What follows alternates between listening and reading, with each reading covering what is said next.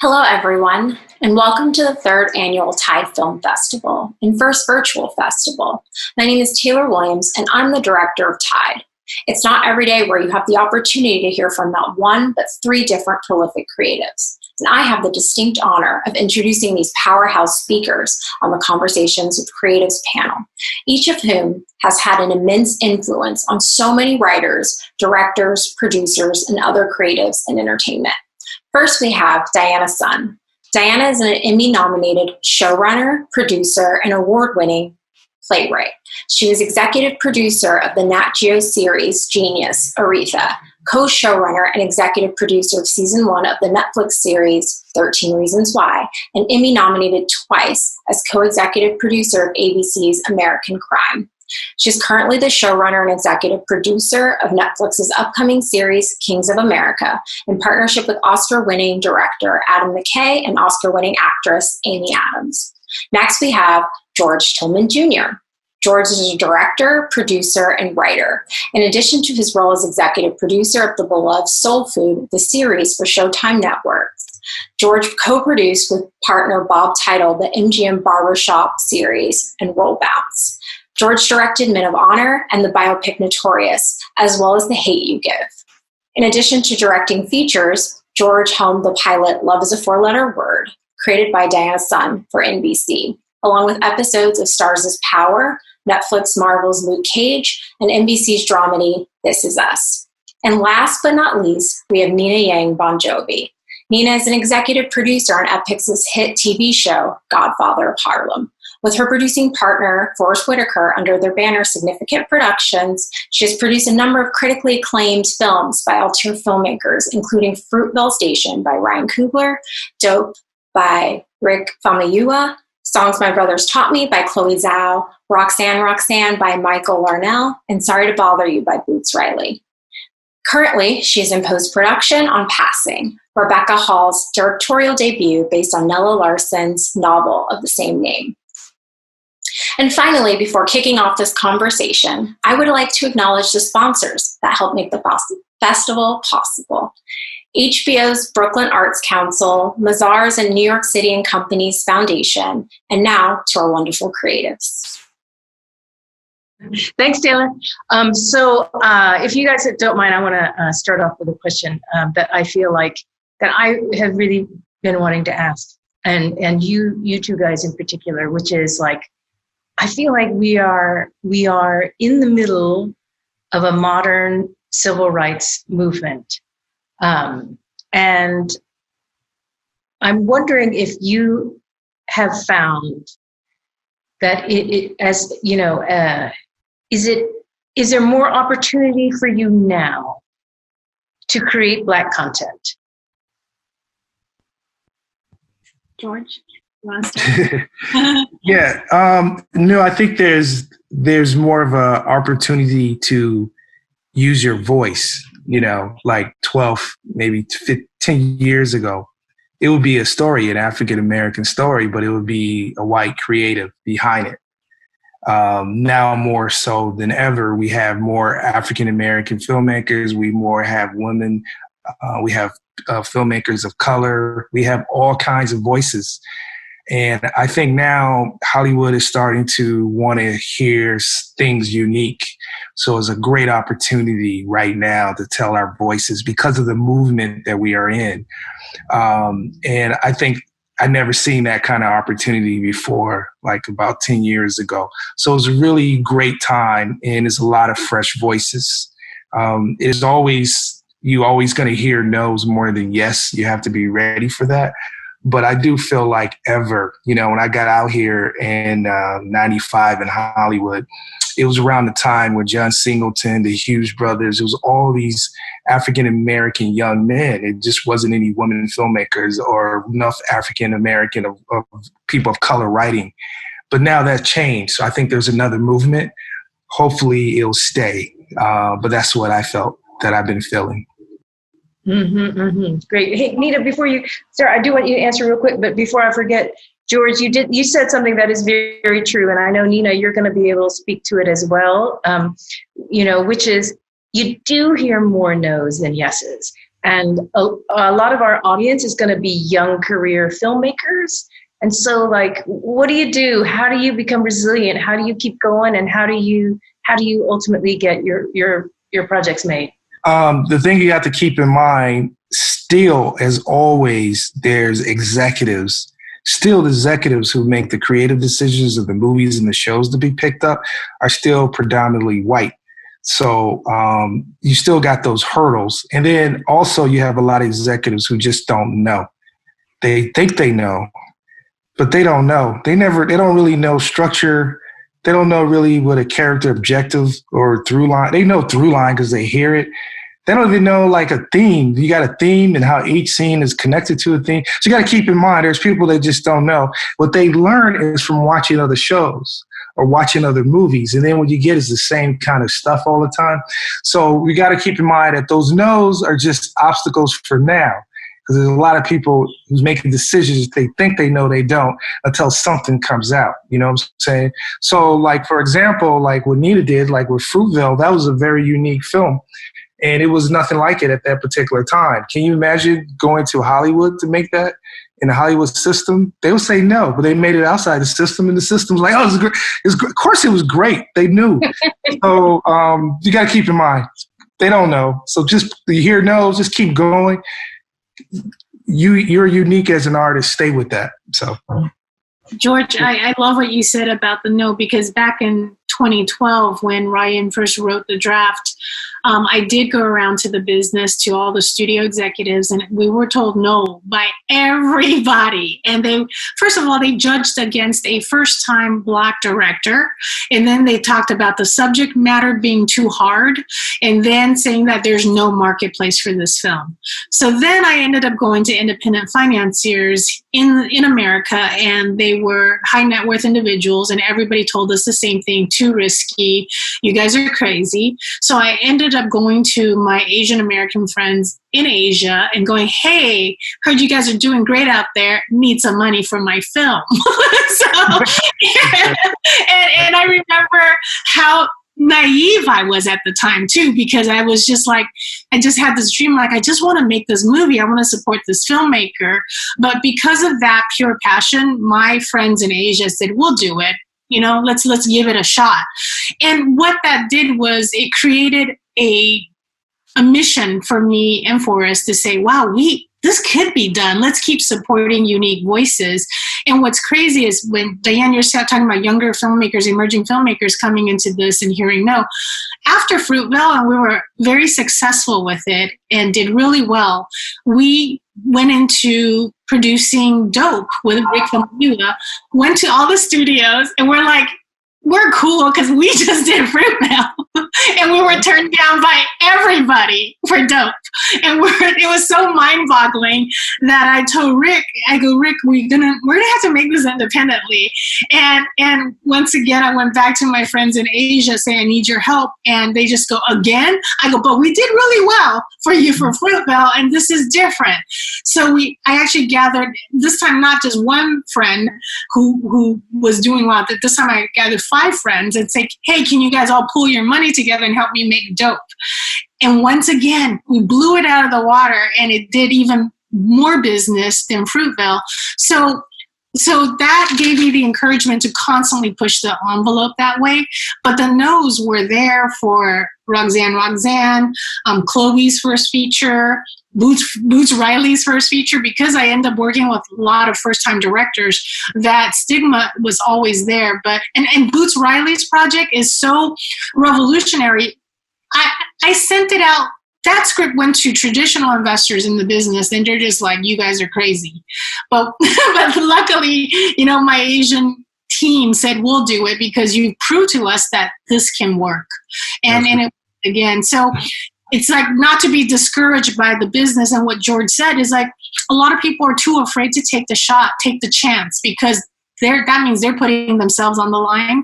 So creatives like us, we have to say, let's try to prove the model wrong so we can actually create a path for future storytellers. Mm-hmm. Right. Yeah, but you know what I find interesting, and maybe Diana, you can speak to this. I mean, predominantly, I look at you as an artist that can do everything because you're such a great writer. But I'm finding that TV is having the best writers, the best there. It just seems to be more creative lately in terms of that medium, you know, being faster, creative, more character driven.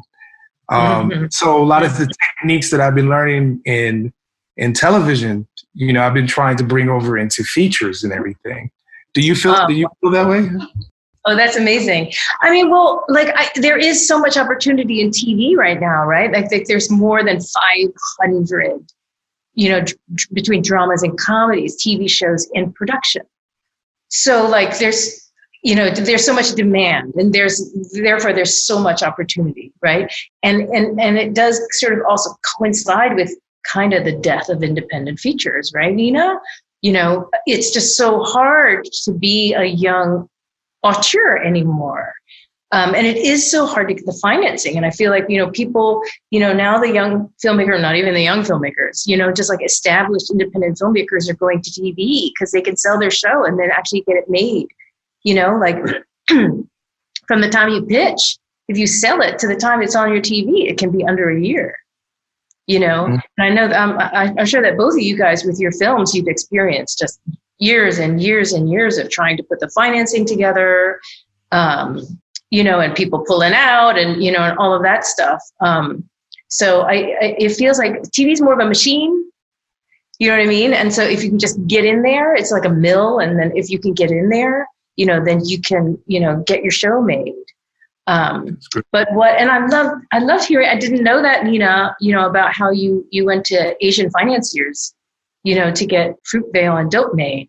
I mean, I love hearing that. And it is that kind of support between the Asian American and the African American community that I feel like right now, it's such a prime time and a crucial time. You know, that we do that we support each other, and then also that we tell stories, you know, in which, you know, we can, you know, clear the path to empathy. Because I feel like that, you know, like historically, you know, there have been conflicts and tensions, you know, between our two communities, and it's heartbreaking and it's destructive. And you know, and it's also ultimately a product of white supremacy, you know. So you know, like this is the time right now to be telling those stories. This is the time to be completely unapologetic too. You really take advantage of the progressive movements, but also be unapologetic and call people out, you know, for their, you know, lack of action and lack of being an anti-racist and lack of being this, that. But it's also like when I see a younger generation of storytellers, they're actually way more unapologetic than where I came up from. I'm always like trying to make sure things are done right politically. And now I feel more emboldened to say and to make certain demands, you know, and hopefully the business is sustainable being more inclusive. And I feel like what I've seen, you know, from the last few months, I'm like, this is great. Hollywood's going to be more open to stories from multicultural perspective, all that. But then I feel that there's a lot of performative stuff going on too that isn't real. So that's when I worry about being performative. But when it comes to independent film, I think TV is so strong and it's such a robust business, but independent film is like the lifeblood of, you know, filmmakers and especially new voices. So one of my personal mandates with Forrest is we got to keep that alive. We work very closely with Sundance and San Francisco and CineReach, all these institutions that support independent film. So we got to be intact. I'm there mentoring to make sure that it is sustainable. So new voices will continue to come out from that. Mm-hmm, mm-hmm. Great. Yeah. And George, I had the pleasure, my pilot, Love is a Four-Letter Word for NBC, I had the pleasure of being the first TV pilot that you worked on. Mm-hmm. And that was such a fond experience for me, such a wonderful, positive experience. And I was so impressed by how you went from being like a filmmaker where really the director is king, right, to TV, which is more writer driven. But you were so collaborative. I felt just so respected, and and we were like-minded, and nobody works harder in the business than George Tillman. So, I would love something that I feel like also as you're speaking to young filmmakers is just like your preparation, your level of preparation is so high, sort of unprecedented. Do you want to talk a little bit about that? Yeah, I mean, I think, it was a great experience on that show with you because it was different because the showrunner is king, and I usually respect the writing so much. It starts with the writing, and I think that was the first thing we talked about is sort of what are you trying to say with the show? And I would come up with this sentence, like a moral message or a moral theme that I can be able to talk to the actors with, and also the crew and the cast and everybody together. So collectively, we making the show that you want to make. And we were connected right off the bat when we went through the themes of what the show is about. And that was so important to me. So I usually use all that every time I talk to a showrunner, because then you're really automatically in sync. But I think for a filmmaker, especially coming from film to television, it's just so fast. It's so quick. So you just got to be ready. So a lot of those things, I had the pleasure of doing a pilot with you. So a pilot, you have a little bit more time than you do in an episode. So with that, it was a lot of time is just working with the actors. You will be present when we do a lot of rehearsals. You'll be able to see things. Always look at rehearsals as a way of trying things, not being afraid, throwing things. Like the scene of the crime is something where you can get forensics from. So it's like you can make mistakes. But at the same time, you're building character. And I'm learning something because you being there would tell me where we need to go. So on the day, we can be able to move faster. But it all comes down to the theme and the characterization and the characters. I feel like with TV, you just got to be able to move fast and move quick. And I find that working and moving that over the features and it just feels very creative. With you there and having the actors and you being there, you can change a line. You see where the show is going from one pilot all the way down to 3-4 seasons. I would just ask a question. You would give me those answers right away. And it's just a really great collaboration. And I think it's very important as a filmmaker to establish that. Something that I learned on Men of Honor when I was working with De Niro is that your actor is your collaboration, is your partner. And it really extends to the writer. And I always love to have the writers there present. With a showrunner, you got a visionary. So that was always something that I love, and I still utilize that even from the ABC pilot idea for Life. It's the same thing, working with that showrunners, just like, wow, you guys are fast, quick, you could come up with things. It's very alluring to have that creative mind around. So that's how that experience was for me. I have a moment that I come back to. I'll never forget it. You really get put through the ringer. Nina, I don't know if you haven't done TV yet, right? No, I have. I have Godfather Harlem. We're actually heading into season 2. Oh, that's right. So anyway, with the pilot, especially a network pilot, you get put through the ringer, right? Yeah. I was getting notes all the time, just pounding me, trying to kind of it's like a thing that, you sold a show, but then once they decide they're going to shoot it and they're thinking about what other shows they're, in contention for pickup and what they want for their season, you get notes that are kind of about how they want your show to be, right? Versus what your dream of the show was. And so I was getting these notes and I was having to rewrite so much. I remember I couldn't even go to location scouting all the time. First AD had to FaceTime me, from the locations because I couldn't leave my computer. And so I'm pounding out these rewrites and George came back from location scouting. I gave them to him and, he read them right away. And George, I remember you were just you said, oh, I read your scenes and I really like them. I like how it did this. I like how it did that. And they're really good. And I was just wondering, what do they have to do with the theme? And I was just like, oh, you're right. You know what I mean? I was just like, I lost the forest, I lost the forest for the trees. And you always come back to the basics like that. Like, what is the character motivation? What is the inciting incident? What is the theme? How does this relate to the theme? And it's, again, because of, who our audience is, it's just like, like even somebody as accomplished and as experienced as you are just always drill down on that. It's so interesting. And I know we all, like Nina, yourself,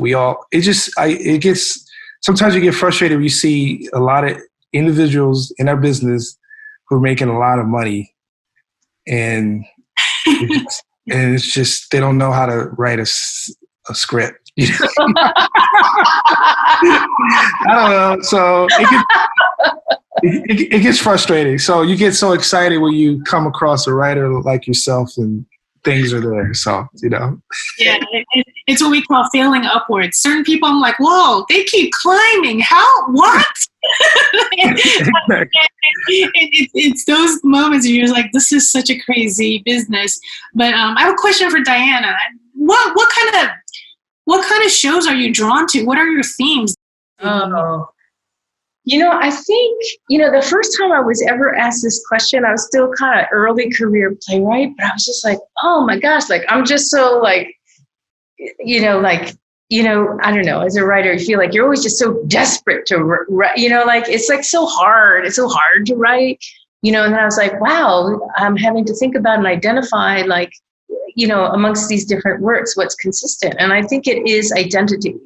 Right? Like, and I was just like, well, why? Well, in a way you could say everything is about identity, right? Yeah. But I think that, for me as a like first generation, like American born Korean, grew up in a really small town, which was kind of what I say is diverse, because it was not all white. We actually did have a sizable African-American community, but very few Asians.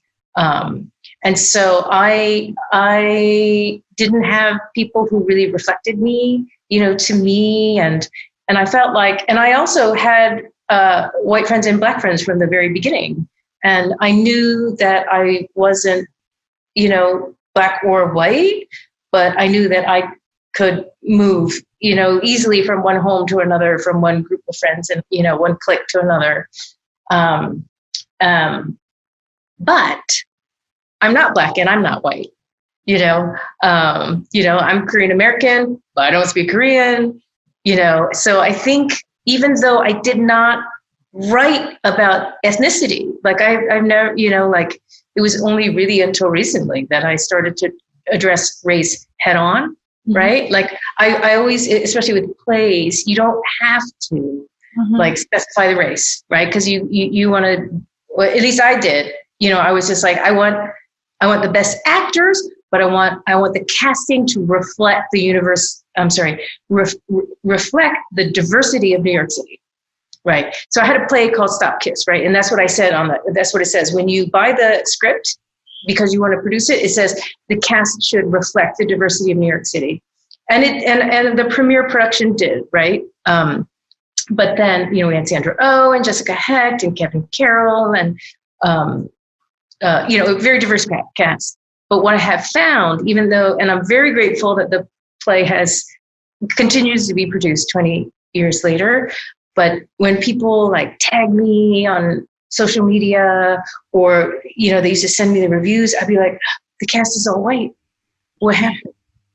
Because I didn't specify it. It just, so then the play after that, I specified it and I said, it's about, about a Korean American woman with an African American husband, and that play is produced so infrequently. Oh, Yeah. Wow. Yeah, it's funny. I bring that up because every time now working in television as well as film, they go, "Oh, with all these Asian projects coming at me, they're like, do you know Diana's song?" I'm like, yes, she's my friend, but she's not going to do this one. That's why I ask. And I had a quick question for George. George, you being an established filmmaker, director, how do you now push a project that you love, that you want to direct into the marketplace, is that process easier for you, for who you are, or is it still a struggle as you want to make the film that you love? You know what? It's an interesting question. I always go back to something that happened to me in like 2000. I went to this festival that was in Acapulco, the Acapulco Film Festival, and it was like 6 directors. And sitting next to me was John Singleton, a good friend throughout the years before he passed. And I remember somebody jumped up in the crowd for a Q&A. They were like, "Hey, John, I got a question, man. I got an idea for a movie for you, man." And then John was like, he's like, "No, man, I don't want to hear it. I don't want to hear any movie ideas. Man, look, everybody on this panel got here for a reason. We wrote a script. Everybody got a story, and he says, you got to start, you got to just write. If not writing, hook up with a writer. Now you can make films. And one of the things he said, everybody on this panel is established, but it's always hard. We always got to start over, no matter what we do in the success or anything. And I find that I'm always attracted to material that's always the hardest. Sometimes I do one for them, because I had a long relationship with Fox and had a production deal. So I try to stay busy. And then you try to get one in, like For the Hate You Give was just something that I just loved because the writer wrote a very unique book and I was so connected to it. And it took 2 years just to sort of get going. And then once I made the movie, that pretty much that basic cut that the audience saw was the cut that I wanted. They actually wanted me to make it longer. You know what I mean? So it's like you put all your heart into it. And I think audience can see when you really love something, you're behind it. Yes. So it's always just difficult. And then now you see there's more outlets and it's still difficult and it's very competitive. But you just, when you fall in love with something, you just stick with it, and eventually it happens. It really do. Mm-hmm. And how was that for you, though? I mean, like I was on the panel, Nina, with, like in Miami, and I met Boots for the first time, you know, and I always loved his music. First of all, because, I remember him back in the days, with the Coop, back in San Francisco. So it was awesome to be around an artist who just do what he wants. And I was like, when I was on the panel, I was like, this movie obviously is amazing. And then he got a unique voice. I wonder what that process was like doing something so unique, It was so challenging for the fact that people had prejudiced against him because he was a musician. They'll say he was a rapper and he wants to be a filmmaker now, or they know him for his activism and they're like, oh, he's very boisterous. Is it the right move? Just like a lot of challenges of preconceived notions about him being certain way, musician, rapper, activist who wants to be a filmmaker now. So he had to fight against that. And then his script is so different.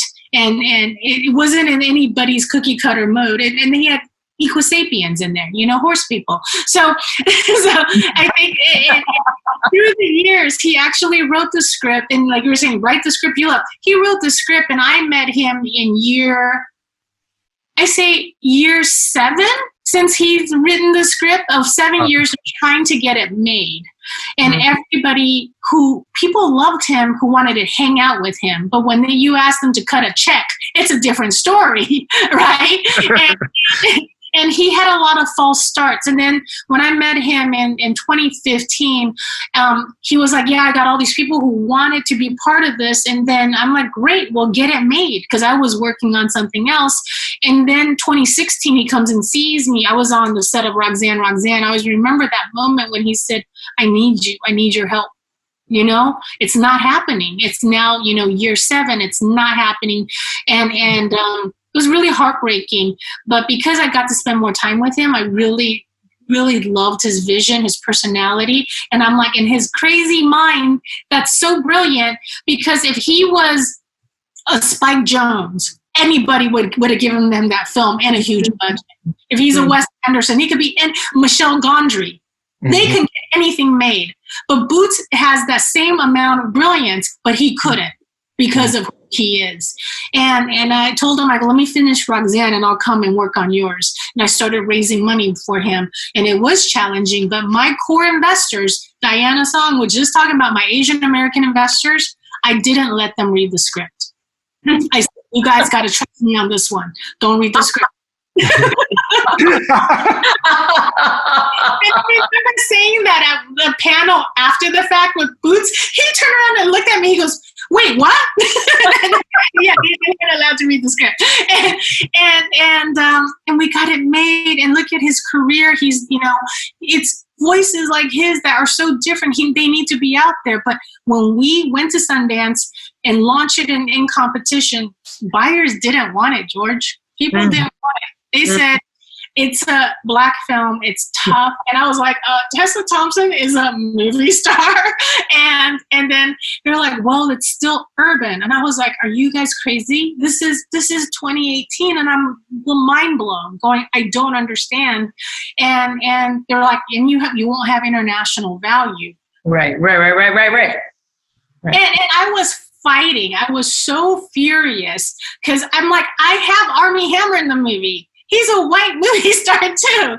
And whatever I said that I fought against and buyers who try to devalue the film, it was so heartbreaking. And Boots always said, I always remember you telling me we're not selling. And I was like, I didn't know that affected him so much, but he actually brought that up just this week when I spoke to him. He said, I remember the moment you said, we're not selling, we're getting disrespected, and we're not going down like this. And because of that, he said it made him feel so good and empowered, and then Anna came through and they're like, we love this film, this is great. But it was that, and during that time, a lot of filmmakers of color at Sundance were getting knocked down of their value of their films. They were taking lowball offers across the board. I was texting people going, hold the line, because when you accept something low, it affects the ripple effect across all filmmakers with multicultural perspective, with Black perspective. So it's a fight, and that was only 2 years ago. I mean, it's kind of disheartening to talk about, but that fight was so real and painful. The after successes of other movies, it didn't matter. Yeah. Right. That's the thing. Is like, what do you do when people say things that aren't true? Like, there's no audience for this, or what you did was just a fluke, or like, Asian people don't go to movies, right? Like, what do you do? And you go like, what? It took, it took one movie, but 2 years ago, right? Like, when did Crazy Rich Asians come out? 2 years ago? 3 years ago? It's the same year as Sorry to Bother.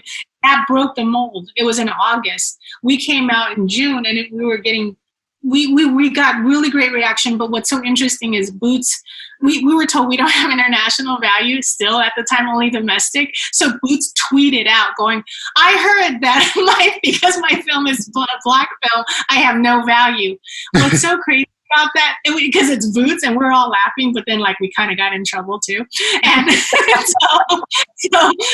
but what's so amazing is all these international distributors in Europe and South America and Asia going, we'll take your film. And they started tweeting him, here's our contact, please submit this to your reps. And it was just like, you have to do bit radical stuff like that and just to prove a point, but we can all laugh about it because we know that he created a strong film. If he didn't create a strong film, we'll have nothing to say, but because he did something so different and revolutionary, we're so proud of it. So you just keep fighting, That's great. That's great. Yes. Do either of you have any advice for people pitching their projects for the first time? Like what's really important? What do you think is really important that they do in a pitch? Are we pitching George to direct something? Just try and sell a project. Sell a project. What would you say, Nina? What have you pitched anything this year in terms of studio? I pitched television and features. It's very tough to navigate. Television for us is a little bit easier to navigate because we have a first look deal at Amazon. So we know we've been understanding what they're looking for and how we curate to that mandate and still stay within what we do in the multicultural space. So it's been really lovely. With the feature stuff, independent filmmakers would pitch me. I know exactly what I want to make and what I don't want to make. So it's like, it's very, very cut and dry. Sometimes if I see something that is a gem and it needs to be nurtured, I'll do that. On the studio side, George, I'm having a hard time. Because it's something, if I believe in something so much and believe there's such value, the market usually says it's not of value for the fact that it does star people of color, or they'll call it niche, and like whatever it is. And I just feel like we haven't. That's why I'm saying these last months, hopefully the market will change, but it's still tough. It's still tough. But they go, who do you have attached? Who are you gonna have then? Who are you gonna have? It's like, it's kind of it's a discouraging project, but I'm not stopping. That constantly go at it. How about you, Joe?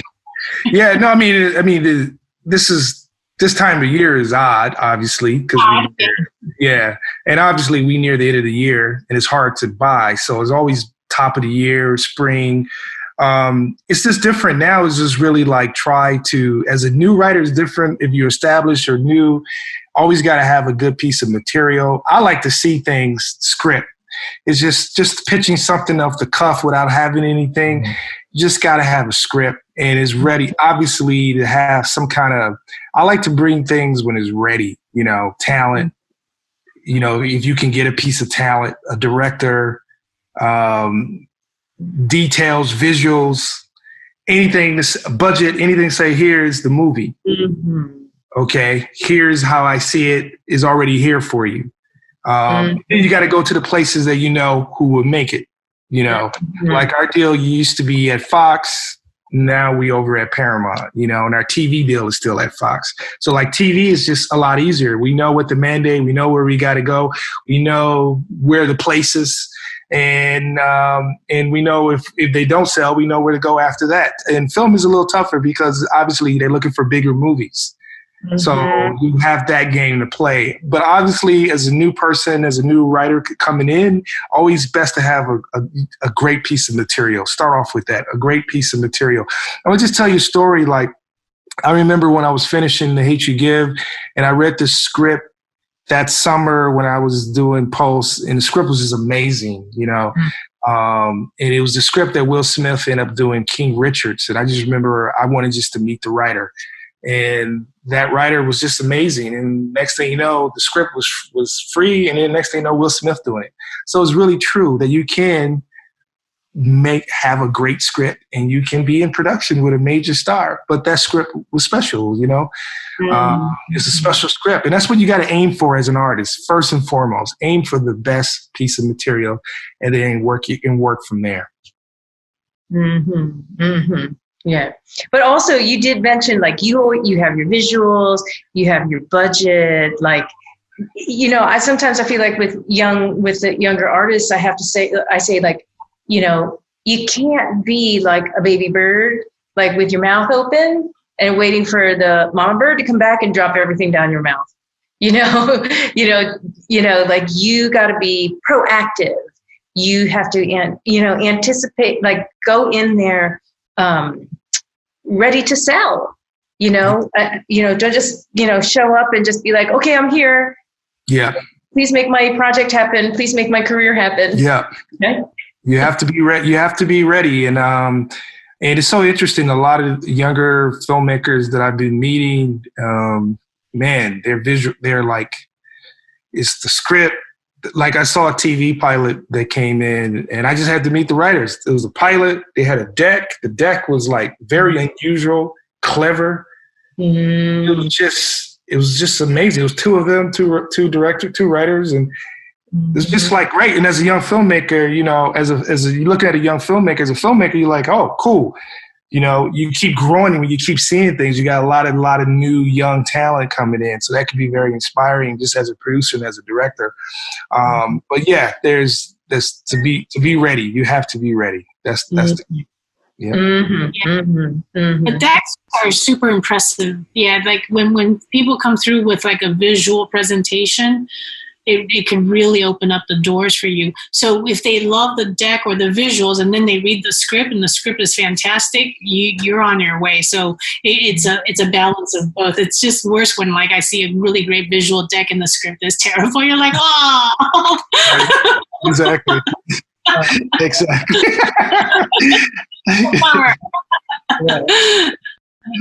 Yeah. How were you introduced to Ryan Coogler? We were speaking about young filmmakers. I met him through a professor at USC. So I was there 10 years prior, and the professor heard that I was working with Forrest, relatively new relationship, establishing a new company. The professor called me and said, there's a young man in my class that is really special. I heard you're with Forrest now. Maybe you guys should meet him. So he was still in grad school. And when I met he was second year in grad school, came through. Ryan is the same person today than when I met him back then, because he's so humble. He comes from such a wonderful, loving family. And he just told me and Forrest what he wants to make as his first feature and why, and that was Fruitvale. Left us his short films that he made while he was in school. His 5 short films were so compelling in different ways. They were not made with a high budget at all.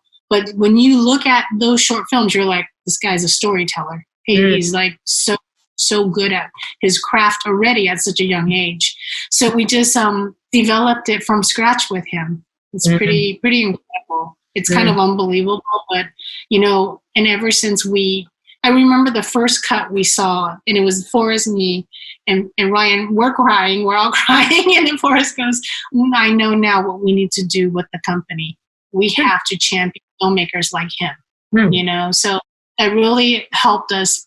It gave us a lot of clarity, and he blew up more than ever than we could ever imagine, and he's shifted the culture and the paradigm in Hollywood with Black Panther.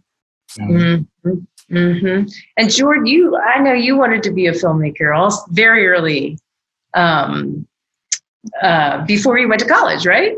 Yeah. I started very young. Yeah. I thought I was going to be the only African American filmmaker until Spike came along.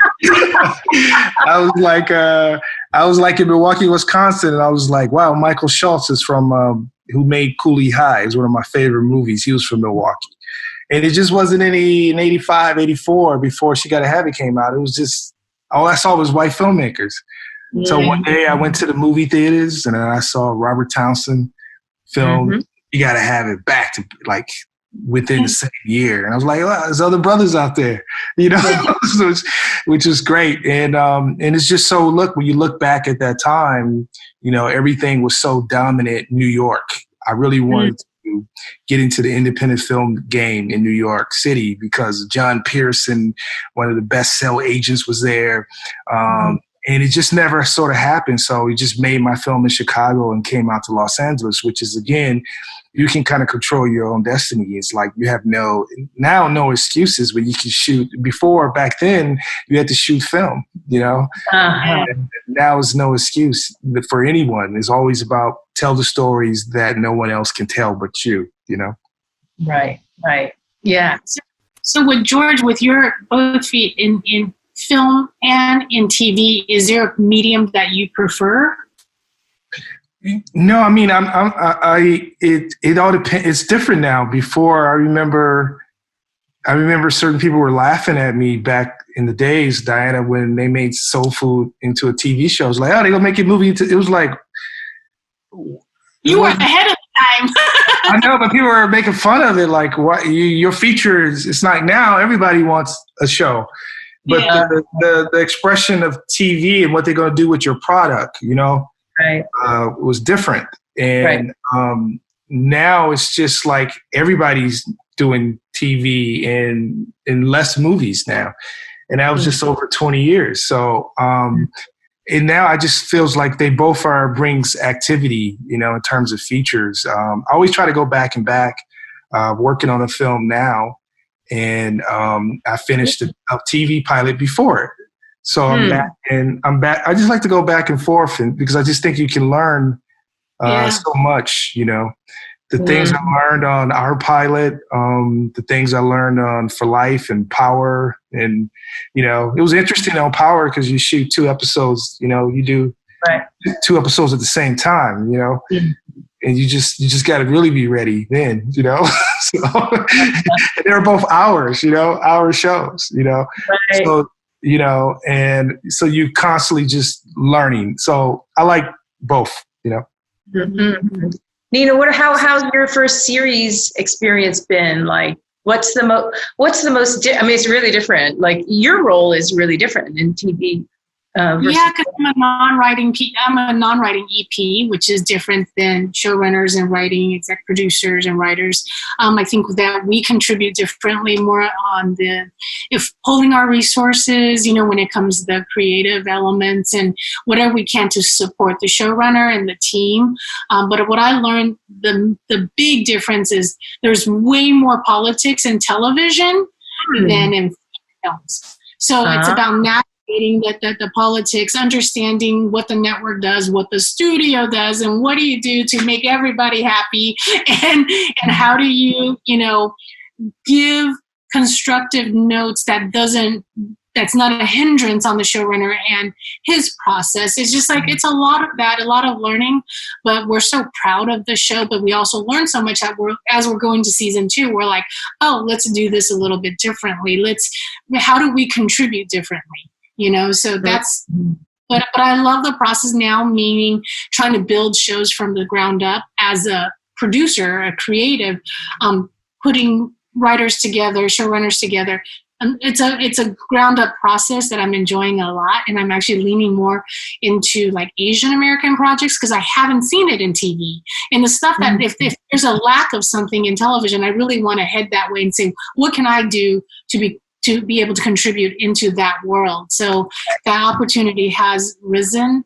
But yeah, that's the biggest difference. But I'm curious, like, what are you doing next, Diana? Well, I'm running this limited series for Netflix now, Kings of America, but I also have a pilot at Apple. And so this is my first project that has an all Asian cast. So it is actually set in Korea. Wow. It's set in Seoul. Yeah. And it's based on a novel by a first-time Korean-American novelist, Francis Cha. And so it is the first Korean-American novel about modern Korea. Can you imagine? It's 2020. Wow. Contemporary? Yeah. Yeah. One thing I learned is if you pitch anything or try to sell anything starring people of color that's a period piece, really tough. Oh yeah, you add period. First of all, with characters of color, you're behind. You're at a deficit. Period. You're out. Yeah. You're out. Yeah. That's what I learned. Yeah. Although pachinko, like, is a historical, you know, it's like, you know, contemporary and historical, Japan, Korea, U.S., you know, so based on a book. Yeah. You know, and Sue Hugh is a showrunner for that. Yeah. But you know, it's a thing, and I, you know, taking that project out, you know, something that I said in my pitch, and I didn't really realize it until I was preparing my pitch, was like, even though I have been writing for television for over 20 years, that I have never written on a show with an Asian American series regular. Wow. So, right? Watershed. Never. That's what you said, Diana. 2018. You said, yeah, meant for Asian Americans. We gotta really take the bull by the horn and try to make things happen. Yeah. Yeah, because, you know, we would be told. I remember at this festival, TIDEFF Film Festival, you know, the first year, and, you know, at other times, if I speak at an Asian American event, you know, these young Asian American filmmakers and, you know, content creators come up to me and go like, you know, here's my idea, and like, you know, but why, you know, like, why don't we see more Asian American stories? And I said, because the studios don't think there is an audience for it. And for a lay person, if you're not already in the soup of this business, you hear that and you go, what? Like, what? Like, you don't think Asian American people go to the movies? You don't think Asian American people watch TV? And I would go, yeah, they don't. You know what I mean? And that's why, I mean, not that they don't, that's what the studios say, they don't. right? They say that we don't spend our money, Right. you know, in the theaters, but of course it's not true. And that's why I wanted you know, to ask you guys that, like, what do you do when they say these things that are not true? You know, I just call it out. I'm like, not true. I say your data's biased. That's what my favorite.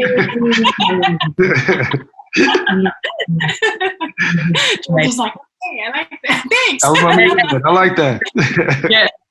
Yeah. And that is true, by the way. And also, first of all, I feel like people say that without the data. Yeah. Right? They just say it because they think it. They think it, yep. Yeah. Right? Like, show me those numbers. You haven't done the research, you know. But that's why also, like, I know, I can't remember who, but like somebody told me once that they went in with the numbers. Here is how, how much Asian Americans spent on entertainment last year, or like whatever. And I was like, oh yeah, in your face. You know what I mean? You can't fight that. Crazy Rich Asian, everybody was shocked, like, oh wait, everybody came out to see this? Well, all of us came out with so many different reasons. Like, we got to make sure it succeeds, even though we're not rich Asians, but we're here to support that. You know, like, so many of my friends are like, we got to do this. Yeah. And it really helped. And I remember Forrest texted me after Crazy Rich Asians' success, and he's like, congratulations on Crazy Rich Asians. I'm like, we didn't produce that. He goes, I know. and he's, I'm congratulating you because I know that you've been wanting to go into Asian American storytelling, but the market just hasn't opened up, and now it's time. And it was just, you know, we laugh about it, but now we really get to do it, you know? So, and be able to be in the multicultural space is a blessing, because we live and breathe it. We're not being performative. It's like, but we also, I think the three of us here are talking, we want to be guardians of, you know, culture, to make sure we protect it and to do it right, and to have that voice, since we are our generation of people who are quite vocal about how we feel. That way we can pave that path for the next generation of storytellers, because we have to become unapologetic and say, this is our time, and you're going to take what we have and value it with budget equity, with marketing equity, you know, all of the stuff that makes something successful, because it's too easy to dismiss the projects that we work on. Right. So George, what's next for you? Well, I'm working on a film. I can't say yet the name of it, but soon. We start in January. Nice. So we just, it's interesting auditioning on Zoom, you know, doing chemistry tests and all that kind of stuff. You know, that was an interesting process over the last 4 months, you know. Wait, let me ask you something. How are you able to do a chemistry test? Are those two actors in the same space, or no? Yeah, you audition. I get to see first, you know, the process. They just do regular auditions. Yeah. And then when it gets down to the chemistry test, the casting worked it out where two people could be in two different places and they work it with each other. But it's always it's a little bit a delay. Oh God. You know what I mean? But then they edit together for me so I can look at it again. Oh, you know? Wow. It was difficult, but I kept kept pushing. We were supposed to start in October, but because of things, we're gonna start back up in January. So I'm excited about it. Are you filming in the States or out of the country? Because it seems like a lot of production. Oh, cool. Yeah. Good. So that's good to know. Well, I'm pushing. You never know. I'm just pushing through, you know. Yeah. What are you working on, Nina? I'm excited about. You say you're in the third season now for Harlem, or second season of Godfather Harlem. We start filming November 9th, so really soon, in 3 weeks. And then I'm just about to finish up Passing, the film that stars Tessa Thompson and Ruth Nega. It's the Nella Larson Harlem Renaissance book, and it's rooted in colorism, but it's more than that. And it's so crazy because we so lucky that we got to have the film in the can before the shutdown, but post-production super prolonged. and we're just about to finish. And Andre Holland's in it as well. And it's about these two men who could actually pass as whites. And this is set in 1928 Harlem.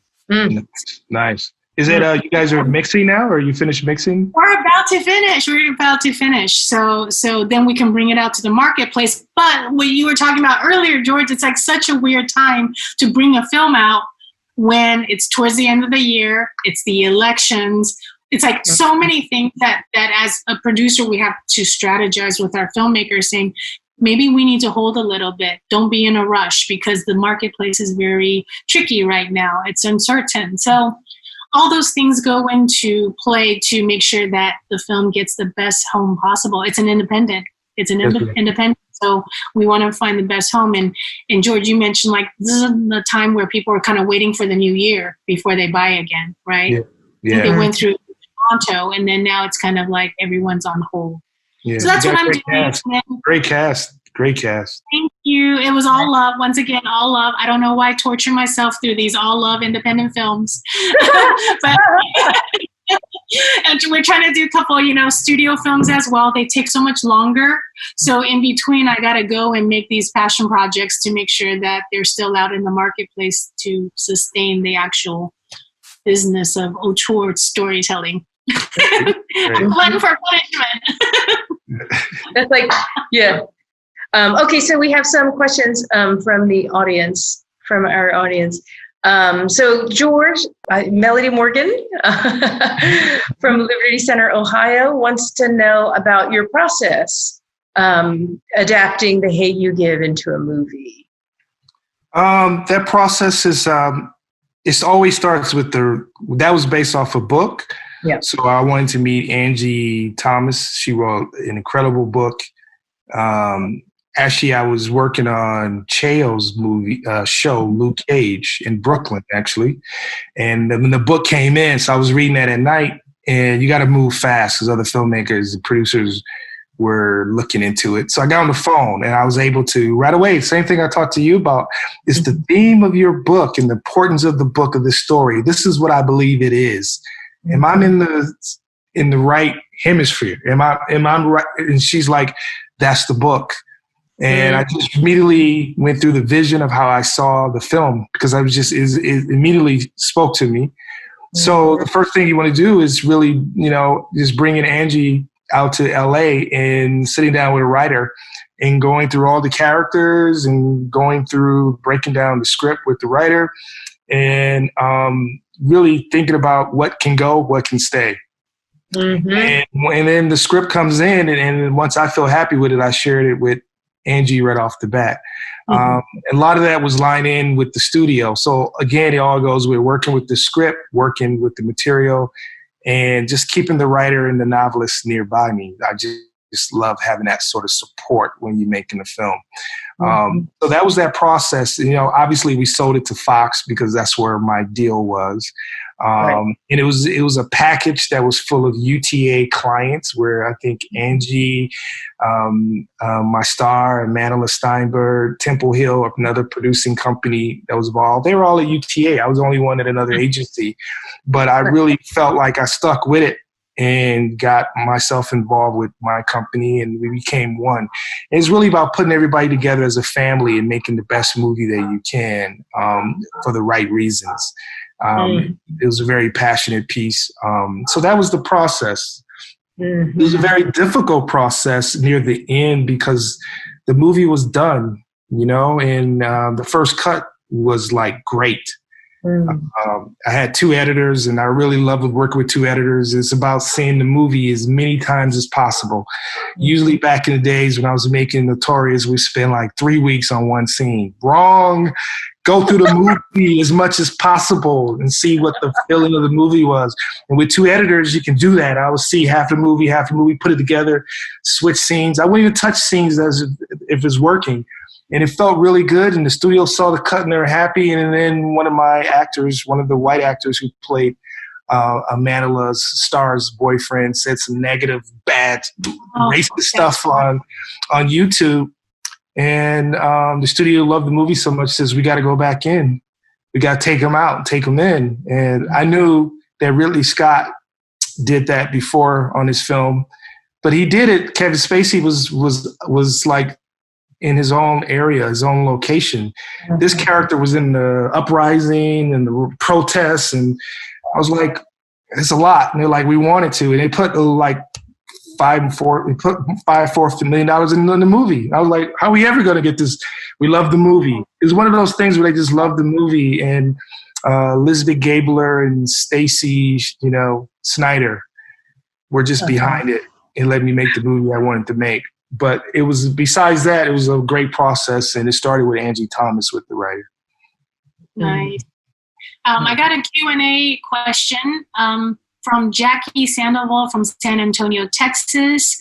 So this one's for Diana. Regarding 13 Reasons Why, what was the process like turning a book into a show? And how did you go about researching to accurately depict mental illness and suicide? Mm-hmm. So for the second question, we had a lot of consultants, come in and talk to us, and we did our own research. And it was a very, well-researched process. And adapting the book was like, obviously the book was beloved. George, I'm sure you had the same thing with The Hate U Give. Like, it's you have a certain kind of responsibility. The book was really important to a lot of young people. But the thing that I think we were able to do, which I'm very proud of, which is in the book, the characters, their ethnicity is never specified, right? It actually doesn't say where it takes place either. It's a realistic book, but it never says the name of the town, and it didn't specify the ethnicity of the characters. So, so we felt like, oh, great, we have some creative freedom here. And there's one character in particular I'm very proud of, which is the character of Courtney. We were just thinking about her character, and we were trying to be thoughtful. We wanted a diverse cast, but we were trying to be thoughtful about it, right? Not just like, rando, let's cast somebody, that would be fun to catch, somebody Latinx, or like, what I mean? We're trying to be thoughtful. And this character of Courtney, what we know from the book is that she wants to be perfect, right? She has perfect hair, perfect clothes, blah, blah, blah, blah, blah. And so how to make this character also accessible and relatable. And so I thought, what if she is an Asian American adoptee? And actually, I have to say that Julie Young, who is the founder of Tide Film Festival, she is a Korean American adoptee and very involved in the adoptee community. And so that was just something in my mind. You know what I mean? Like that is a kind of person. Although I don't think Julie is Courtney at all. But I thought, sure, like if she was like a Korean American or a Chinese American adoptee, that she might feel like, oh, I really need to, like, I want to be perfect, right? And then, in the writer's room, somebody said like, well, what if she had like gay dads? That would also compound this sense of like, oh, I really want to, I want to appear flawless because I'm very vulnerable. So that's something that I was really proud that we could do. And now I have a question for everyone. This is what steps did you have to take to get where you are now?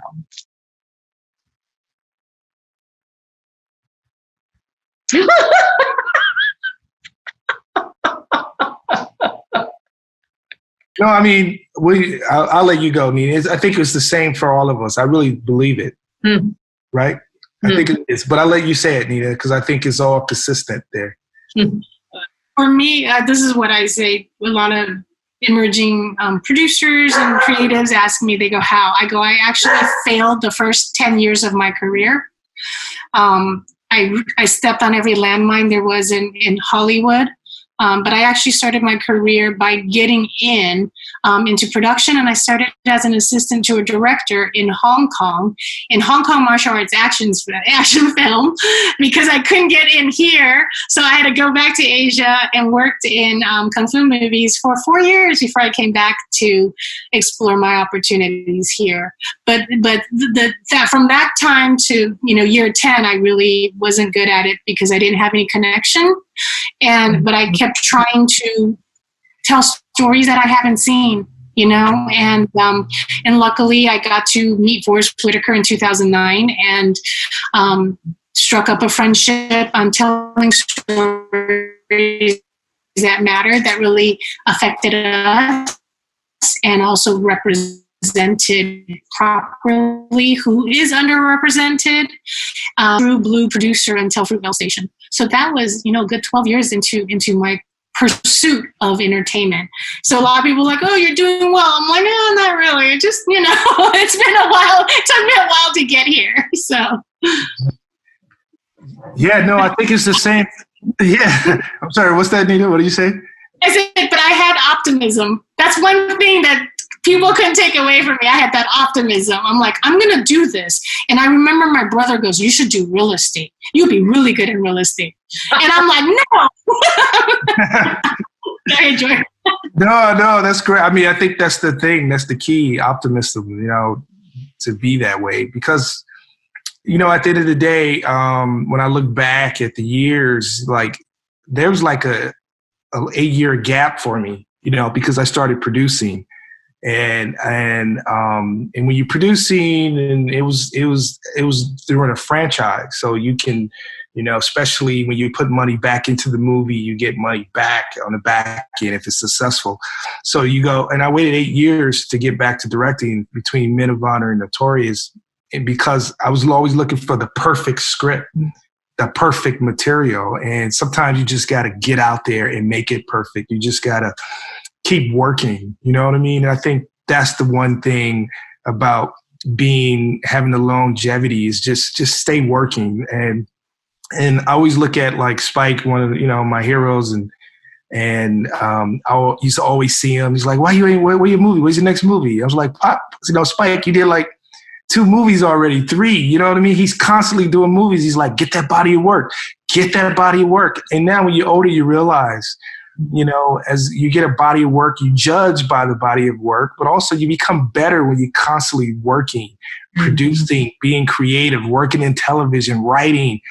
I just remember a music video came to me like maybe 18 years ago, 14. And I remember Forrest doing I remember Forrest directing the video, and he killed the video. I was like, oh my God, Forrest did a great job. That came to me. Why did I do And I remember, like, you look at Forrest, it's like Forrest does everything. He directs, he produces, he acts. Constantly, that's what Spike does. And I feel like those are guys you can model yourself after because you just stay sharp. And that's the key. And I learned that the second half of my career. And I think it's a great thing. And I think that's the key, being optimistic and stay creative.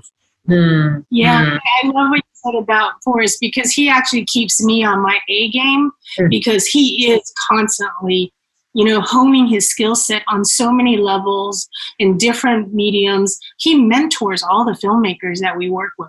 Nobody ever talks about it. I talk about it, and he's like, stop, but he actually does it. He mentors every filmmaker that we work with. He works hard on his acting. Like, sometimes when I see a newer actor and I'm like, you should work with a coach. And I go, Forrest still works with one. They're like, why? He's Forrest Whitaker. I go, because he's constantly sharpening his skills. And that's what it is, that creative, inspiration that he's constantly seeking. And that's what George is talking about. And we have to remain active in that. Right. So yeah. Yeah. I mean, this, like the three of us, like, nobody paved the way for us. Nobody made a phone call for us. Nobody opened a door for us, right? We had to do it all on our own. And like grinding, right? Like, like George, like all of us, George, you say like, well, I do one for them and one for me, and Nina, you talked about it too. You talked about it too. It's just like, sometimes people ask me like, I look at your resume and like, oh, that's so interesting or so curious or unexpected that you worked on such and such a show. And I was just like, I just needed a job. You know what I mean? Like I needed a job, So I always tell creatives and storytellers, I go, do not be ashamed of working on stuff to brush your skill set. Because some people come, oh my God, you worked on Fruitville Station. It's amazing. But I also worked on this movie called China Strike Force in China. And it's corny as hell. And I'm not ashamed of it. I learned about production and what not to do.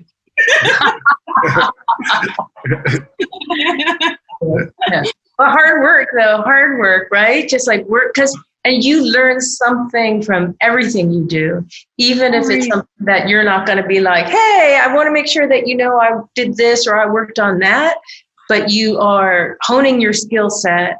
You are learning something new about your craft. Sometimes I feel like, especially if you're writing for something that you're like, I don't feel this, I don't find myself in this, you know what I mean? But it's just like, this is what I do for a living. This is my job. You know what I mean? So like, I got to learn how to do it, even if I got to learn how to feel for it, even though I don't feel for it. Do you know what I mean? Yeah. And I got to find myself in it, even though I don't see myself in it. Right? Exactly. Yeah. It's so good to see you guys. Good to see you. Yeah, great to see you. And it's nice to meet you, Nina. It's so good to meet you. I feel like I'm coming to you and be like, hey, George, do you want to do this? You'll be like, leave me alone. I'm busy. Those emails and texts from me. I'm like, hey, man, are you available? She's like, I'm not available. I'm like, all right, I just thought I'll try. Exactly. No, I know. It's ironic, right? It's ironic, though, that there is a lot of Asian content out there now. Although a lot of stuff is being bought, but I'm not seeing it on my TV when I turn my TV on, right? You gotta see. So. Yeah. It has. I learned from both you, Diana, and George. That's why this panel is really important, because I learn, and that's what I aim to do every time we have these important conversations. And you guys inspire me, so thank you. No, likewise. And George, he's still one of my favorite people to work with. Hey, we got to do it again soon. Yeah. Good. I'd love to do that. I be part of it. So.